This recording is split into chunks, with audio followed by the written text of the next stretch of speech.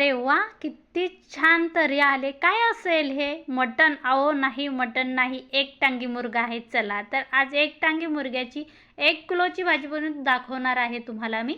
त्यासाठी काय केलं, पातेल्यामध्ये ना तेल घातलं. तेलामध्ये जिरे, लसूण, अद्रकची पेस्ट छान परतून घेतली. त्यानंतर हळदी पावडर, मिरची पावडर, काळा मसाला, अमकं ढमकं मसाले घातले.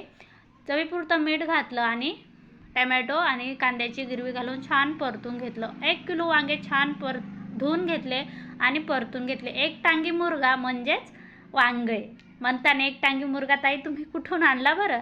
हवा तेवढं पाणी घातलं, शेंगदाण्याचा कूट घातला, चवीपुरतं मीठ घातलं आणि छान मस्त वांगे शिजेपर्यंत शिजवून घेतलं.